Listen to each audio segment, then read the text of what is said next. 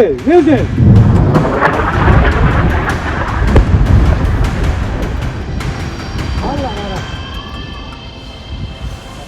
Music.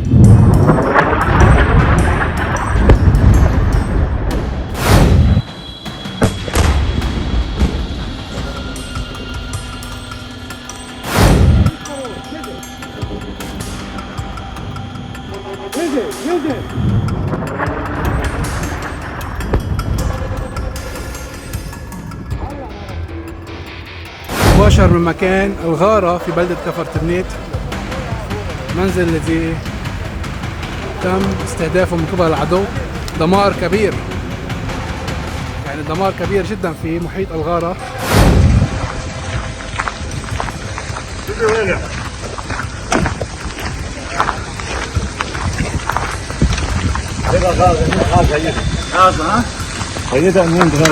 दोस्तों, middle east में Iran के सामने अमेरिका को यह लग रहा था कि वो ईरान को घुटनों पर ला देगा, लेकिन हुआ ठीक इसका उल्टा। सो कॉल्ड वर्ल्ड पावर जो है अब ईरान के सामने खुद घुटने टेकने के लिए मजबूर हो गया है। हमले का हट छोड़ने के लिए अमेरिका मजबूर हो गया है दोस्तों, और अब अमेरिका ईरान के साथ टेबल पर बातचीत करने के लिए तैयार हो गया है। हालांकि एक बात और है कि टेबल टॉक और तकरार दोनों बराबर ही, आप ये समझ लीजिए कि पैरेलली चल रहे हैं।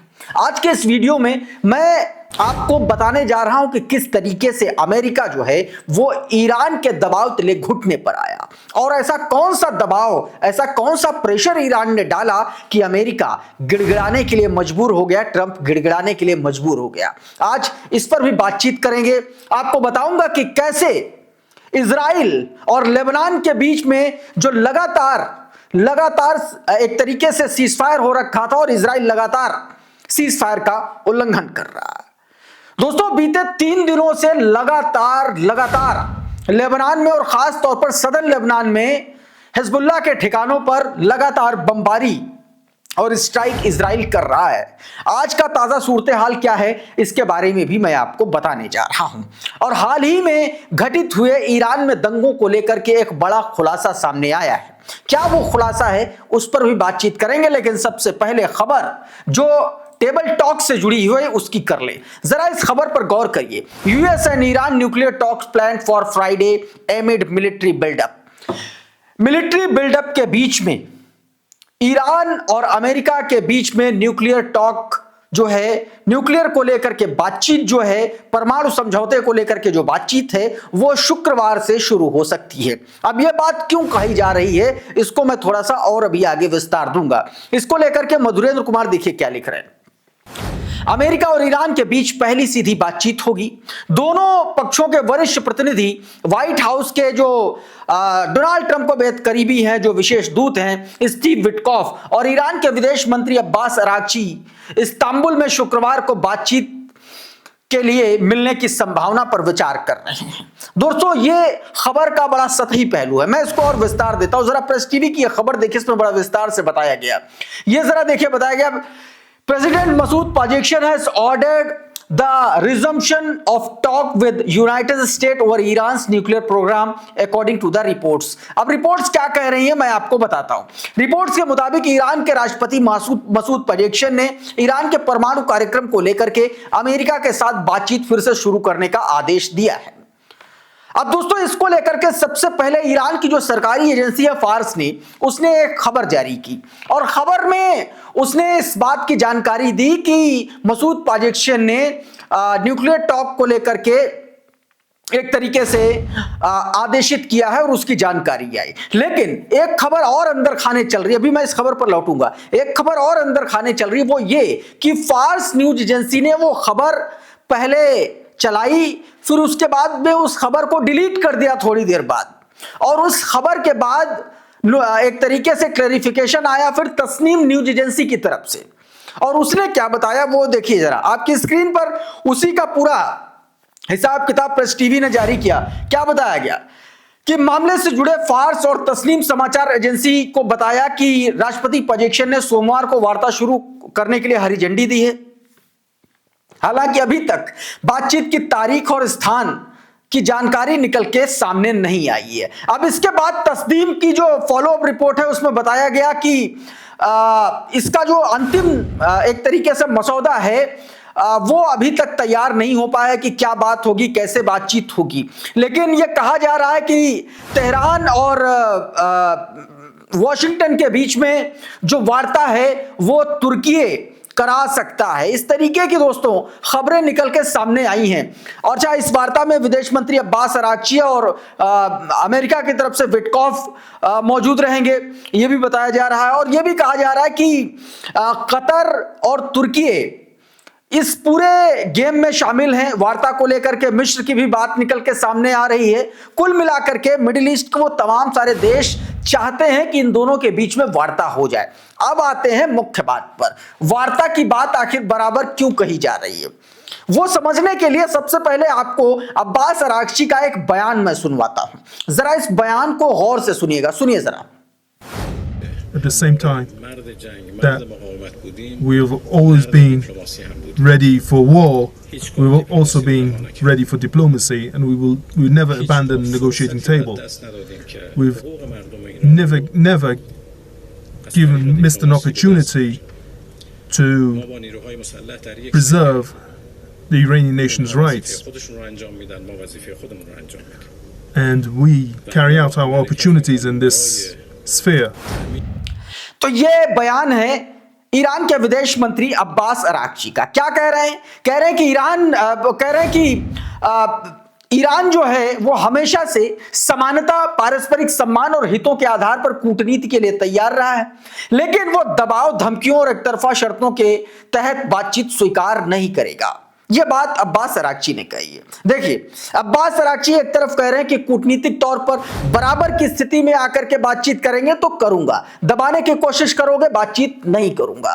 और कौन सा दबाव अब इसके काम में आया वो मैं आपको बताता हूं। दरअसल देखिए, पिछले 4-5 दिनों से आप एक बयान रिपीटेडली सुन रहे हैं ईरानियंस की तरफ से, चाहे वो विदेश मंत्री अब्बास अरागची हो, चाहे वो आईआरजीसी के चीफ हो, चाहे वो नेवल कमांडर का जो आईआरजीसी के जो नेवल कमांडर हैं उनका बयान हो, चाहे आप कह लीजिए कि आयतुल्लाह अली खामेनी का जो बयान है उनकी बात कर लीजिए। एक बयान बड़ा रिपीटेडली आ रहा है और वो बयान है कि अगर हमला हुआ, अगर किसी भी तरीके का कोई एग्रेशन हुआ तो पूरा का पूरा रीजन जो है वो इस जंग का भुगतान करेगा।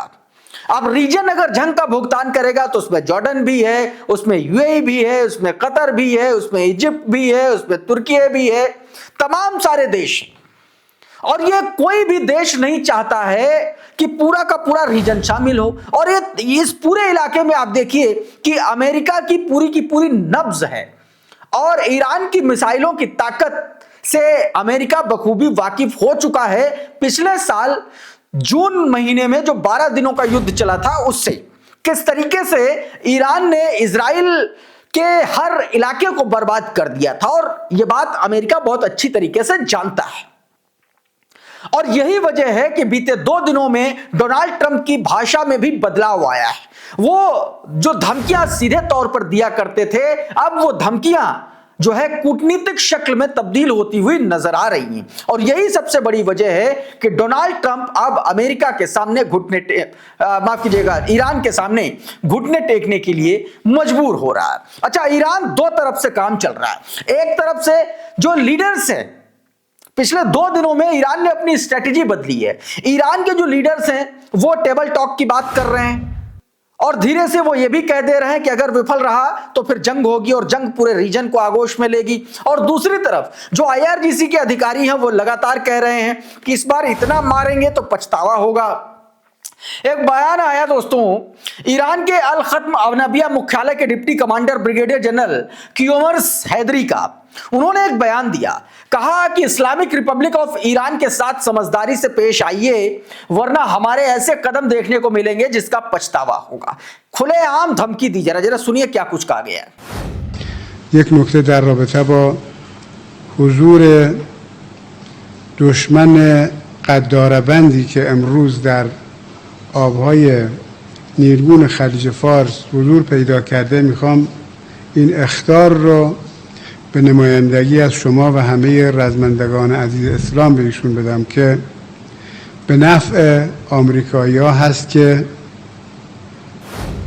इस बीच एक और लगातार इस तरीके की वीडियो सामने, ये वीडियो देखिए ईरान में जबरदस्त वायरल हो रहा है, शेयर किया जा रहा है। ये बीते जून का ये वीडियो है, जिस तरीके से ईरान की मिसाइलों ने इजराइल को बर्बाद किया था, तबाह किया था। इस वीडियो को शेयर करते हुए तमाम सारे चैनल्स में, तमाम सारे ईरानियन सोशल मीडिया प्लेटफॉर्म पर अमेरिका को धमकी दी जा रही है और यह कहा जा रहा है कि इस बार छोड़ेंगे नहीं। और बीते दिनों आप देखिए कि जो ईरान अमेरिका के जो सेक्रेटरी हैं मार्को रूबियो, उन्होंने खुद कहा था कि मिडिल ईस्ट का जो रीजन है उसमें लगभग अमेरिका के 30 से 40 हजार ऐसे आर्मी ऑफिशियल्स हैं, आर्मी के जवान हैं, यूएस आर्मी के, जिनकी जान दांव पर लगी हुई है। यानी कि अमेरिका को भी अब ये समझ में आ गया है कि अगर ईरान ने अपनी मिसाइलों की खेप छोड़ दी तो हालात बहुत बदतर होंगे और दुनिया के सामने मुंह दिखाने लायक ट्रंप नहीं बचेगा। शायद यही वजह है कि अब डोनाल्ड ट्रंप टेबल टॉक की बात करता हुआ नजर आ रहा है दोस्तों। अच्छा, इस बीच दोस्तों कुछ और खबरें निकल के सामने आई हैं, वो भी मैं आपको दिखाता हूं। ये देखिए जरा, ये जॉर्डन के जो फॉरेन मिनिस्टर हैं उनकी और जो ईरान के फॉरेन मिनिस्टर अब्बास अराक्ची, इन दोनों की बातचीत हुई। क्या बातचीत हुई आपकी स्क्रीन पर बताया गया। Jordan foreign minister Safadi told his Iranian counterpart Araghchi that the kingdom would not permit attack on Iran from its territory or airspace। सीधे तौर पर यह भरोसा दिलाया गया ईरान को जॉर्डन की तरफ से कि वो अपनी जमीन का, अपने आसमान का इस्तेमाल ईरान पर होने वाले हमले के लिए अमेरिका को या इजराइल को किसी को भी नहीं करने देगा। इस बात का भरोसा दिलाया गया दोस्तों।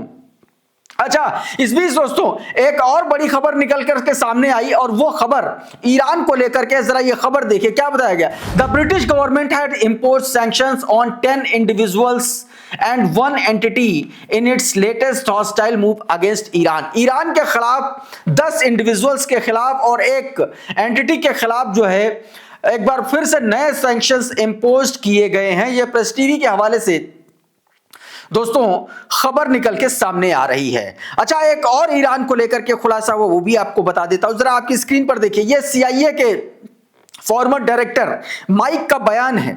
क्या बता रहे हैं? फॉर्मर CIA डायरेक्टर माइक पेरेनु has admitted that Washington played a direct role in recent violent riots in Iran, saying the United States directly helped the rioters।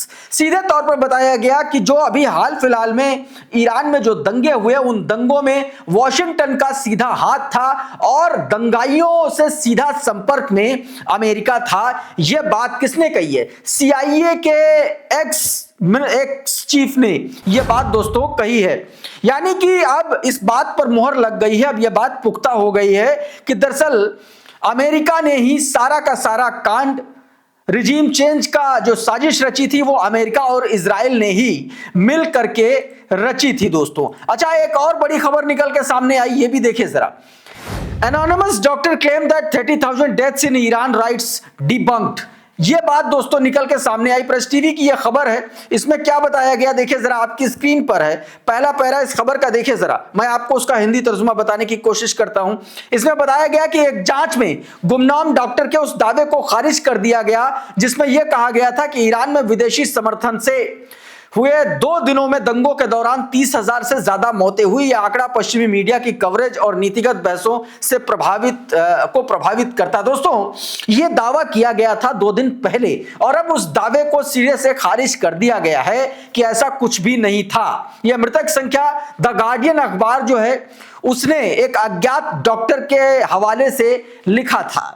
दोस्तों, मैं आपको बता दूं, ईरान इंटरनेशनल नाम की एक और प्रोपेगेंडा वेबसाइट है, वो लगातार इस तरीके की खबरें चला रही थी जब दंगे हो रहे थे और दावा के, और इस वेबसाइट्स का इसका कनेक्शन बताया गया जो ईरान के पूर्व एक तरीके से जो तानाशाह रहे हैं उनसे जुड़ी हुई बताई जा रही थी दोस्तों। अच्छा, इतना ही नहीं दोस्तों, यह सब कुछ तो हो ही रहा है। इस बीच लगातार इजराइल जो है वो लेबनान पर बमबारी कर रहा है। ये तस्वीरें जरा देखिए, ये लेटेस्ट तस्वीरें हैं, ये मधुरेंद्र कुमार ने अपने ट्विटर हैंडल से जारी की है। ये सदन लेबनान के एक इलाका जिसका नाम कफर तबनीत है। कफर तबनीत इलाके में हिजबुल्लाह के ठिकानों पर बमबारी हुई है, ऐसा दावा किया गया इजराइल की तरफ से। हमलों के बाद आप देखें कि इस तरीके से वहां पर तबाही मची हुई है, कई इमारतें जो है क्षतिग्रस्त हो गई हैं और पूरे के पूरे सदर्न लेबनान में तनाव का माहौल है। तो ये तो एक तस्वीर हुई, कुछ और तस्वीरें मैं आपको दिखाने की कोशिश करता हूं। जरा ये तस्वीर देखिए, प्रेस टीवी की यह खबर है। देखिए ये धमाके की बाद की तस्वीर है जो आप साफ तौर पर देख पा रहे हैं कि कितना जबरदस्त धमाका हुआ है। देखिए जरा, पूरे इलाके में धुआं है। और क्या बताया गया प्रेस टीवी की खबर में, Israeli warplanes conduct fresh air strike on कफरतीबाद इन सदर्न लेबनान। ये वहां की तस्वीर। एक और तस्वीर देखिए जरा, ये एक और तस्वीर है। जबरदस्त तरीके से अचानक बम फटा है वहां पर, ये देखिए जरा चारों तरफ। आप ये सोचिए कि ये सब कुछ तब हो रहा है जब लेबनान में इजराइल और लेबनान के बीच में, हिजबुल्लाह के बीच में सीज फायर का ऐलान है और लगातार 3 दिन से वहां पर इजराइल जो है अलग अलग हिजबुल्लाह के ठिकानों पर, ऐसा दावा किया जा रहा है हिजबुल्लाह के ठिकानों पर वो बमबारी कर रहा है। अब इसका सच क्या है ये तो इजराइल और लेबनान बता सकते हैं, लेकिन आप ये समझिए कि जो इजराइल की तरफ से दावा किया जा रहा है वो यही किया जा रहा है कि हिजबुल्लाह के ठिकानों पर जबरदस्त तरीके से वहां पर बमबारी हुई है इजराइल की तरफ से। दोस्तों इस वीडियो में बहरहाल इतना ही। बहुत बहुत शुक्रिया, बहुत बहुत धन्यवाद। आप जुड़े रहिए आपके अपने चैनल द लाइव टीवी के साथ। नमस्कार। द लाइव टीवी, सच सबसे आगे।